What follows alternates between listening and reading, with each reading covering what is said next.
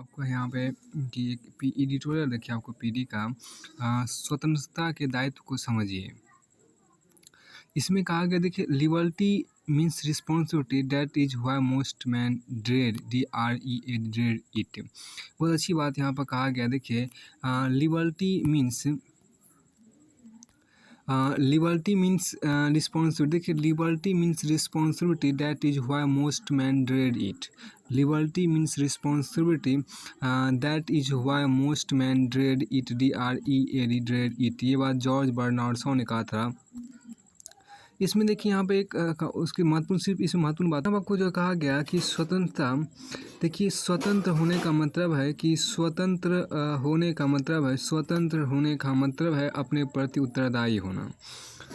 स्वतंत्र होने का मतलब है अपने प्रति उत्तरदायी होना। स्वतंत्र होने का मतलब है अपने प्रति उत्तरदायी होना। पूर्ण स्वतंत्रता। पूर्ण स्वतंत्रता का अर्थ है अपने विचारों, निर्णयों एवं कार्यों के प्रति पूर्ण रूप में उत्तरदायी होना। जिस अवधि में वह सर्वथा अकेली रही उसके भीतर से आवाज़ आई कि उसकी गतिविधियों के प्रति कोई भी अन्य व्यक्ति उत्तरदायी नहीं होगा अथवा होना चाहेगा। अपने विचारों एवं कार्यों के परिणाम केवल उसी को भोगने पड़ेंगे। अपने विचारों एवं कार्यों के परिणाम उसी को भोगने पड़ेंगे। ध्यातव्य है कि यह अनुभूति या समझ 8वीं कक्षा में पढ़ने वाली एक बालिका के अंग्रेजी के श्रेष्ठ दार्शनिक कवि मिल्टन ने कहा कि जब लोग स्वतंत्रता चिल्लाते हैं तब उनका अभिप्राय उत्कीर्णता से होता है। लेकिन स्वतंत्रता से प्रेम करने के पहले आदमी को ज्ञानवान और नेक होना चाहिए। बहुत अच्छी बात। लेकिन जब लोग स्वतंत्रता चिल्लाते हैं तब उनका अभिप्राय उत्कीर्णता से होता है, क्योंकि स्वतंत्रता से प्रेम करने के पहले आदमी को ज्ञानवान और नेक होना चाहिए। आदमी को ज्ञानवान और नेक होना चाहिए। इसके बाद यहाँ पर कहा गया देखिए कि स्वतंत्रता को मानव सभ्यता की सर्वोच्च उपलब्धि के रूप में सार्वभौम मान्यता प्रदान की जाती है। देखिए मानव स्वाभाविक रूप से स्वतंत्र एवं बंधन रहित होना चाहता है। देखिए मौलिक रूप से स्वतंत्रता का अर्थ है स्वयं अपने नियंत्रण में रहना। स्वतंत्रता के स्वराज शब्द का प्रयोग भी किया जाता है। स्वराज का अर्थ है आत्मशासन। देखिए आत्मशासन एवं आत्मानुशासन। इस प्रकार मानव के सर्वांगीण विकास के स्वतंत्रता आधारशिला अथवा नींव के पत्थर की भूमिका निर्वाह करती है और उसको अपने कर्तव्य के प्रति जागरूक बनाती है। ये लक्षण मात्र व्यक्तिपरक अथवा व्यक्ति से संबंध न होकर सामाजिक अथवा समाज के परिप्रेक्ष्य में आवश्यक लक्षण माने जाते हैं। खास बात कही गई है स्वतंत्रता की बात यहाँ पर की गई है। देखिए स्वतंत्रता का आकलन क्या है, तो व्यक्ति को अपने विचारों एवं कार्यों का संचार इस प्रकार करना चाहिए कि वे किसी अन्य व्यक्ति की स्वतंत्रता में यहाँ पर जो कहा गया है देखिए किसी अन्य व्यक्ति की स्वतंत्रता में बाधक न बने विधि विरुद्ध एवं नियम विरुद्ध कार्य एवं प्रकार के मानसिक रोग के विस्फोट के रूप में देखे जाने चाहिए। यानी कि एक बात हमें स्मरण रखना चाहिए कि प्रत्येक विचार का उद्भव एवं प्रत्येक कार्य का शुभारंभ व्यक्तिगत स्तर पर होता है। अतः प्रत्येक व्यक्ति के सकारात्मक चिंतन का स्वरूप मेघमालाओं को एकत्र करने वाला नाभि जैसा होना चाहिए। देखिए सकारात्मक विचार एवं कार्य निश्चित रूप से प्रभाव उत्पादक होते हैं। इसी दिशा में वही अग्रसर होता है जो स्वतंत्र है। सापेक्षतावाद नामक सिद्धांत थ्योरी ऑफ रिलेटिविटी के प्रतिष्ठापक दार्शनिक वैज्ञानिक अल्बर्ट आइंस्टीन ने एक स्थान पर लिखा है कि श्रेष्ठ एवं प्रेरणादायक। देखिए श्रेष्ठ एवं प्रेरणाप्रद सकारात्मक कार्य उन्हीं व्यक्तियों द्वारा किए जा सके हैं। श्रेष्ठ एवं प्रेरणाप्रद सकारात्मक कार्य उन्हीं व्यक्तियों द्वारा किए जा सके हैं जो स्वतंत्रता के वातावरण में श्रम एवं कार्य कर सके हैं। फिर आपको आगे यहाँ पे कहा गया देखिए यहाँ पे जो कहा गया स्वतंत्रता का अर्थ किसी परिस्थिति के प्रति उदासीन होना अथवा उससे पलायन करना नहीं है। स्वतंत्र व्यक्ति ना लापरवाह हो सकता है, ना परमादी हो सकता है और ना एकांतवासी हो सकता है। बहुत अच्छी बात कहा गया है कि स्वतंत्रता का अर्थ है किसी परिस्थिति के प्रति उदासीन होना। स्वतंत्रता का अर्थ किसी परिस्थिति के प्रति उदासीन होना अथवा उससे पलायन करना नहीं है। स्वतंत्र व्यक्ति ना लापरवाह हो सकता है, ना परमादी हो सकता है और ना एकांतवासी हो सकता है। स्वतंत्र व्यक्ति यहाँ पर जो कहा गया स्वतंत्रता का अर्थ किसी परिस्थिति के प्रति उदासीन होना अथवा उससे पलायन करना नहीं है। स्वतंत्र व्यक्ति ना लापरवाह हो सकता है, ना परमादी हो सकता है और ना एकांतवासी हो सकता है। स्वतंत्रता का अर्थ यह कदापि नहीं हो सकता कि व्यक्ति जो चाहे सो करे। ऐसा व्यवहार अराजकता की स्थिति उत्पन्न कर देगा। कोई व्यक्ति यदि स्वतंत्रता के नाम पर सड़क के बीचों बीच अपना बिस्तर लगा दे तो आप उसे क्या कहेंगे, था वह समाज के लिए कितनी समस्या उत्पन्न कर देगा। स्वतंत्रता का वास्तविक अभिप्राय है कि व्यक्ति के मन में उत्तरदायित्व निर्वाह की भावना स्वतः एवं स्वाभाविक रूप से स्फुट हो तथा वह स्वभावतः कर्तव्य ज्ञान करके कर्तव्य पालन के प्रति उन्मुख हो। यही कारण है कि भारत के आर्ष ऋषि भारत के आर्ष ऋषि ने स्वतंत्र एवं पूर्ण व्यक्तित्व को प्राप्त करने वाले साधक के लिए प्रत्येक स्तर पर कर्तव्य का विधान किया था। स्वतंत्रता तो उसका जन्मसिद्ध अधिकार है जिसकी रक्षा उसको अनवरत कर्तव्य पालन द्वारा करनी पड़ती है। श्री जी पी कुरर नामक विचारक ने ठीक ही कहा कि स्वतंत्रता का मूल निरंतर सावधानी है। स्वतंत्रता का मूल, देखिए यहाँ पर स्वतंत्रता का मूल निरंतर सावधानी है। Eternal vigilance is the price of freedom या लिबर्टी। जैसा कि चर्चित बालिका ने सोची थी, स्वतंत्र व्यक्ति को अत्यधिक उत्तरदायी होना पड़ता है। स्वतंत्र व्यक्ति को अत्यधिक उत्तरदायी होना पड़ता है क्योंकि अपने प्रत्येक विचार एवं कार्य के लिए उसे पूरा हिसाब देना होता है। किसी अन्य के सिर अपनी त्रुटियों को थोपने के उसके पास कोई बहाने रास्ता नहीं होता है। उत्तरदायित्व का यह भाव और कर्तव्य पालन का ज्ञान अंत प्रेरणा की देन है। बाहर से थोपे हुए समान ज्ञान के वंशज नहीं है। इसी से कहा जाता है कि उत्तरदायित्व प्रस्तुत स्वतंत्रता संस्कार का वरदान होती है। जिन महानुभावों ने इस सत्य का साक्षात्कार किया, वे जानते हैं कि पूर्ण उत्तरदायित्व के साथ उनके द्वारा किया जाने वाला कार्य मानव समाज को प्रगति की दिशा में एक कदम आगे ले जाएगा और अनुत्तरदायित्वपूर्ण उनका प्रत्येक कार्य मानवता के विकास को बाधित करेगा और विनाश की दिशा की ओर भी ले जा सकता है। जो व्यक्ति ऐसा नहीं करते, जो व्यक्ति स्वतंत्रता का अर्थ मनमानी करना लगाते हैं और अपने अनुत्तरदायी व्यवहार द्वारा अन्य व्यक्तियों की स्वतंत्रता को अपनी उपलब्धि एवं शक्ति का मापदंड बनाते हैं, वे तमाशा बनकर समाज के अभिशाप सिद्ध होते हैं। अधिक गंभीरतापूर्वक विचार करें कि स्वतंत्र होना कितना उत्तरदायित्व है। देखिए यहाँ आपको सब कुछ आपके हित में होता है। आई बिलीव डैट, देखिए सब कुछ आपके हित में होता है। यहाँ जो कहा गया, I believe that everything happens for a reason. I believe that everything happens for a reason. People change so that you can learn to let go.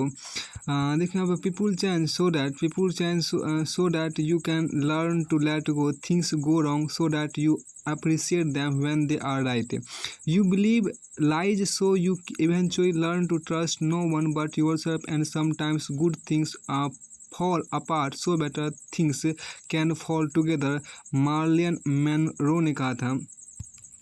देखिए हमारे जीवन में प्राय उक्त प्रकार की घटनाएं घटित होती रहती है जो प्रथम दृष्टया हमें प्रतिकूल प्रतीत होती है, परंतु अंततः अनुकूल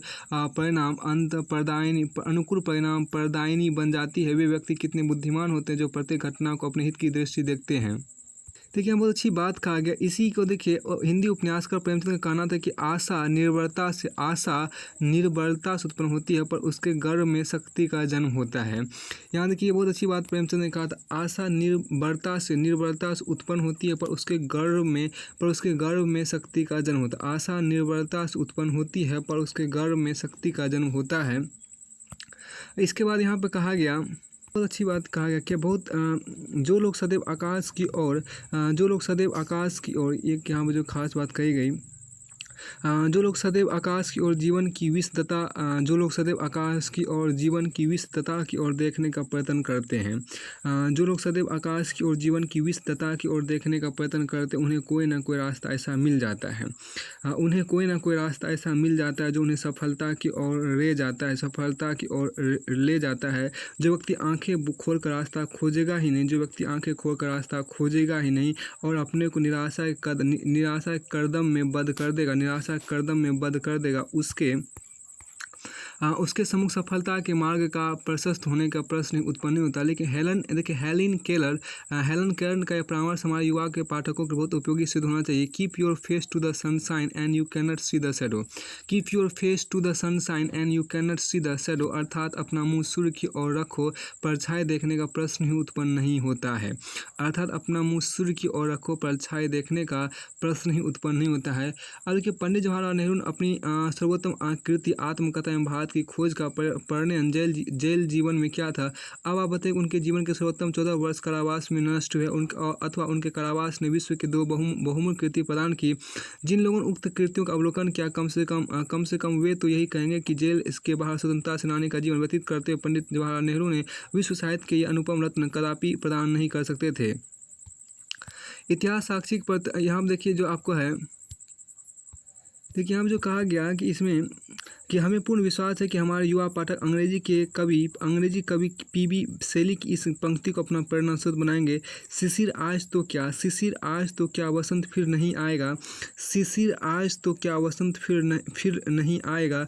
if spring comes can spring be far behind. If spring comes can spring be far behind. शिशिर आज तो क्या वसंत फिर नहीं आएगा। शिशिर आज तो क्या वसंत फिर नहीं आएगा। If spring comes can spring be far behind. उसके आगे यहाँ पर कहा गया, देखिए यहाँ पर क्या कि हाँ या ना पर दृढ़ रहिए। जो पहली बात यहाँ पर कही है कि हाँ हाँ या ना पर दृढ़ रहिए। देखिए प्रसन्न रहने के लिए कुछ व्यक्तियों से ना कहने की शक्ति का प्रयोग बुद्धिमत्तापूर्वक तरीके से करिए। देखिए प्रसन्न रहने के लिए कुछ व्यक्तियों से ना कहने की शक्ति का प्रयोग बुद्धिमत्तापूर्ण तरीके से करिए। ऐसे लोगों को हतोत्साहित करने से ना डरे जो आपसे कुछ प्राप्त करने के अपनी सुविधा अनुसार आपको याद करते हैं। देखिए प्रसन्न रहने के कुछ व्यक्तियों से ना कहने की शक्ति का प्रयोग बुद्धिमत्तापूर्ण तरीके से करिए। ऐसे लोगों को हतोत्साहित करने से ना डरे जो आपसे कुछ प्राप्त करने के लिए अपनी सुविधा अनुसार आपको याद करते हैं।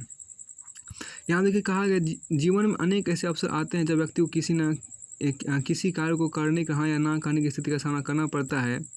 देखिए हम जो कहा गया इसलिए हमें कभी कभी ना कहना सीखना चाहिए। स्टीफनी लाहट का कहना है, give yourself permission to say no without feeling guilty, mean और सेल्फिश।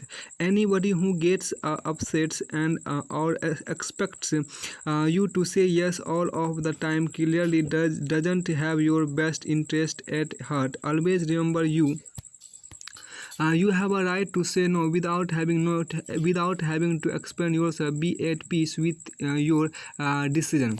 अब यहाँ पे जो खास बात कही गई उसको देखिए यहाँ पर क्या कि आप अपने संदर्भ में एक ऐसे आधिकारिक छवि मत बनने दीजिए कि आप दबाव में काम करते हैं। एक बार यदि ऐसी छवि बन गई तो वो अंत तक आपका पीछा नहीं छोड़ेगी और सहायक कर्मचारी आपकी ढुलमुल आदत का भरपूर फायदा उठाएगी। देखिए हम जो इसमें कहा कि आपको तदनुरूप व्यक्तित्व के निर्माण के प्रति जागरूक होना चाहिए। आवश्यक आप दृढ़ संकल्प शक्ति के संपादन का अभ्यास करो दृढ़ता के साथ, किंतु विनम्रतापूर्वक किसी काम को ना कर सकने की व्यवस्था व्यक्त करने की कला सीखने का प्रयत्न करें। वायदे और आश्वासन के संदर्भ में आपकी स्थिति राजनेताओं की स्थिति से सर्वथा भिन्न होगी। आपकी कार्य पद्धति का रहस्य होगा कोल पमदा जा नदाद मैं काल यहाँ जो कहा गया कोल पमदा जा नदाद मैं काल फैल का पक्का हूँ। फिर यहाँ कहा देखिए कोल पमदा जा नदाद मैं काल फैल का पक्का हूँ। यदि आप अभिव्यक्ति में पूरी ईमानदारी बरतेंगे, यानी जो अंतकरण की आवाज़ होगी उसी के अनुसार कार्य करेंगे, तो आप आश्वस्त रह सकते हैं कि आपकी इच्छा शक्ति पूरी ईमानदारी के साथ कर्तव्य पालन की सही दिशा में आपको प्रेरित करेगी। कर्तव्य दिशा सही दिशा में देखिए सरकारी मशीनरी कितनी भ्रष्ट हो गई हो, हमारे राजनेता शासक कितने भी अविश्वसनीय बन गए हो, परंतु आज भी शीर्ष स्थान में प्रतिष्ठित करने के लिए ऐसे प्रशासनिक अधिकारी खोज की जाती है जिसकी छवि स्वच्छ हो और जो कर्तव्य पालन की ईमानदारी के साथ करता हो। महात्मा गांधी का यह कथन आपका मार्गदर्शक होना चाहिए कि दृढ़ संकल्प उस गढ़ के समान है जो समस्त प्रलोभनों से हमारी रक्षा करता है। महात्मा गांधी का यह कथन आपका मार्गदर्शक होना चाहिए कि दृढ़ संकल्प उस गढ़ के समान है जो समस्त प्रलोभनों से हमारी रक्षा करता है। महात्मा गांधी का यह कथन आपका मार्गदर्शक होना चाहिए कि दृढ़ संकल्प उस गढ़ के समान है जो समस्त प्रलोभनों से हमारी रक्षा करता है। दृढ़ संकल्प उस गढ़ के समान है जो समस्त प्रलोभनों से हमारी रक्षा करता है। आपके बाद यहाँ पर कहा गया आपका प्रत्येक कार्य पारदर्शक एवं निर्णय नीति नियम द्वारा समर्थित होने पर आपकी आलोचना करने वालों की दशा उस व्यक्ति के समान हो जाएगी जो चंद्रमा पर थूकने का प्रयास करता है। एक अनुभवी प्रशासक कथन है कि जनता शासित होना चाहती है। आप ऐसे प्रशासक बनिए जो कुशलतापूर्वक जनता की इस आवश्यकता की पूर्ति कर सके। आपको एक सामान्य प्रशासक का पद प्राप्त होगा। इस कोटि के अनेक उदाहरण प्रस्तुत होते हैं। वाल्टर यहाँ जो कहा गया, वाल्टर वियरा ने एक स्थान पर महत्वपूर्ण कथन दिया कि हमें सतर्कता से एक रेखा खींचनी चाहिए कि कब ईमानदार हाँ और कब विनम्र ना का इस्तेमाल किया जाए। देखिए, यहाँ पर वाल्टर वियरा ने एक स्थान पर यह महत्वपूर्ण कथन किया कि हमें सतर्कता से एक रेखा खींचनी चाहिए कि कब ईमानदार हाँ और कब विनम्र ना का इस्तेमाल किया जाए। तो वाल्टर वियरा ने एक स्थान पर यह महत्वपूर्ण कथन किया है कि हमें सतर्कता से एक रेखा खींचनी चाहिए कि कब ईमानदार हाँ और कब विनम्र ना का इस्तेमाल किया जाए।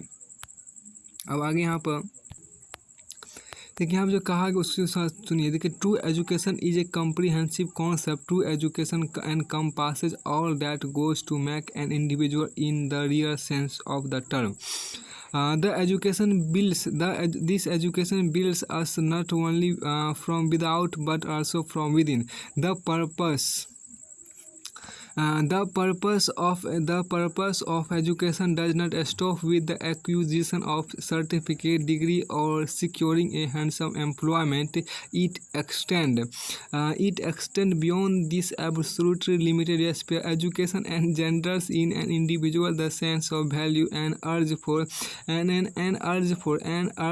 serving not only one's own self or that of the family, but also the larger humanity of which we are a part and parcel.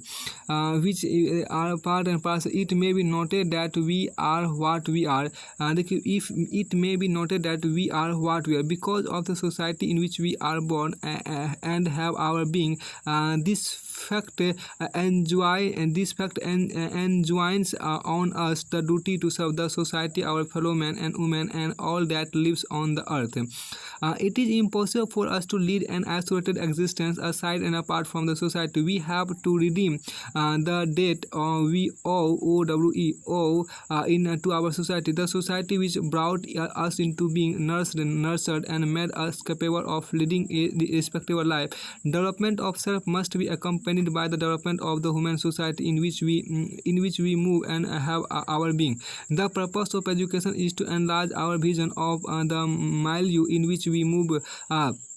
देखिए, to broaden our concept of true development, which include the development of all, and to make us capable of responding to the needs and aspirations of our fellow men and women who directly or indirectly contribute to our growth and development. अब आगे आप देखिए क्या इसमें कहा कि when we talk about a total or a complete human being, we mean not only a physical human being but something more. अब यहाँ देखिए क्या when we talk about a total or a complete human being, we mean देखिए यहाँ पर क्या we mean not only a physical human being but something more. This something more is more important than an ordinary human being. देखिए, the complete human being has a capacity to explore, to examine his inward being, his capacity of going beyond the usual state of mind is the factor which constitute the something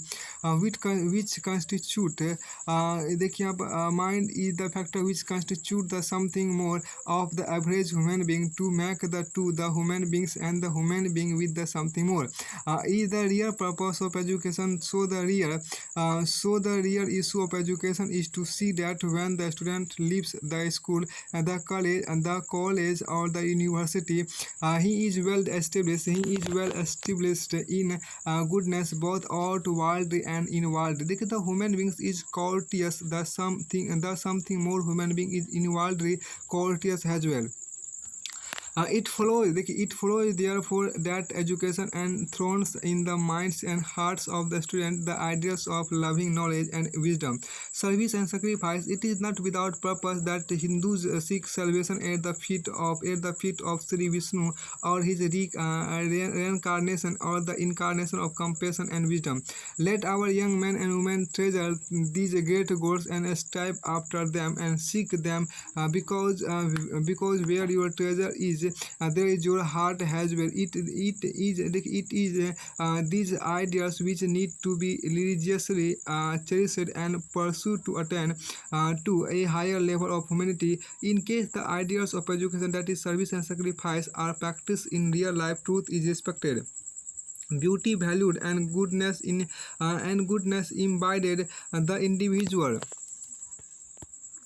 The individual concerned would have proved worthy of his education. A great educationist throwing light on the value and importance of education has written that let all that is dark within us, देखिए let all the, यहाँ पे अच्छा quotation है, let all that is dark within us be burnt with flame and devil of error be torn away.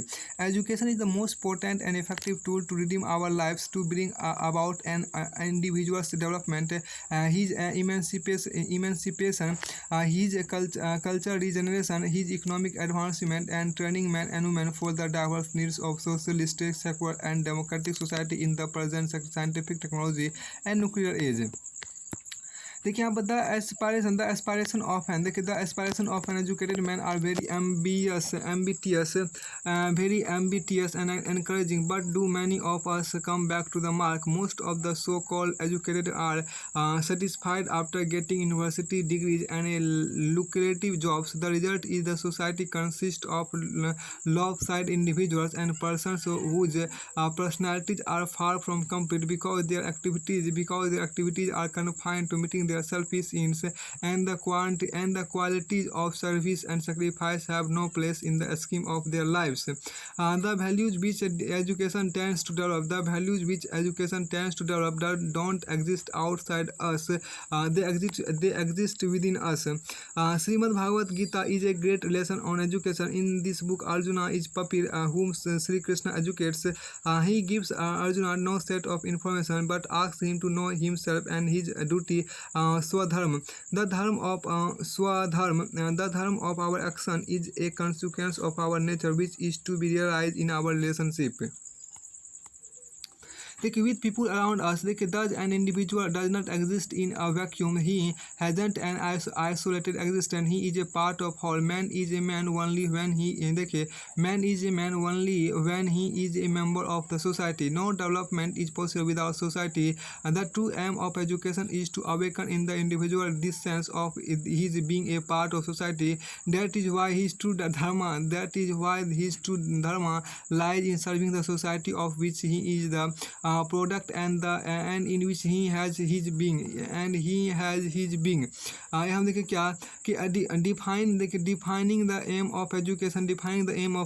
The great thinker Better has written that the true aim of education should be to teach us rather how to think than what to think, rather to improve our mind so as to enable us to think for ourselves than to load the memory with the thoughts of other men. To put it in short, an educated man is one.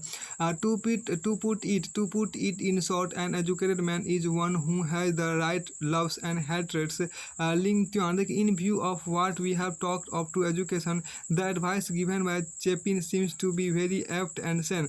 Don't ask if a man has been through a college. Ask if a college has been through him. True education transcends the realm of knowledge and goes deeper into the heart, the dwelling place of wisdom and the spring of values and relationships. To make our education worthwhile or to prove worthy of the salt of education, we have to bring out the best within us and help redemption of ourselves and the society.